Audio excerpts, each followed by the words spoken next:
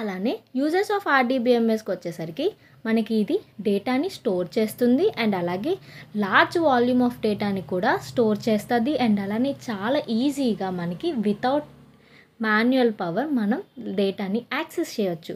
ఫైల్లో మనం డేటాని స్టోర్ చేయొచ్చు, హై వాల్యూమ్ని కూడా మనం స్టోర్ చేయొచ్చు. కానీ అక్కడ మనకి రిట్రీవ్ చేసుకునేటప్పుడు చాలా కష్టం అవుతుంది. కానీ ఇక్కడ లార్జ్ వాల్యూమ్స్ని కూడా మనం ఎంత ఈజీగా కూడా రిట్రీవ్ చేసుకోవచ్చు.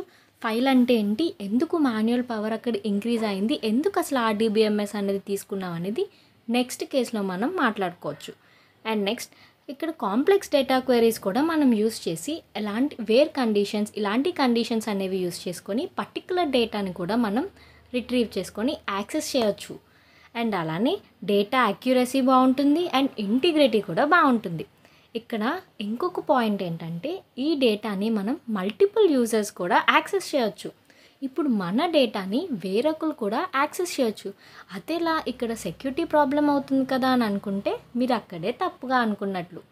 సెక్యూరిటీ ప్రాబ్లంకి ఎలాంటి ఛాన్సెస్ ఉండవు. ఎందుకు అనంటే మన డేటాని వేరొకరు యాక్సెస్ చేయాలంటే పర్మిషన్ అనేది మన చేతిలో ఉంటుంది. సో మనం వాళ్ళకి పర్మిషన్ ఇస్తేనే కానీ మన డేటాని వాళ్ళు యాక్సెస్ చేయలేరు. ఎప్పుడైనా మనం డేటాని ఎవరైనా యాక్సెస్ చేయాల్సి వచ్చినా లేదా హై వాల్యూమ్ ఆఫ్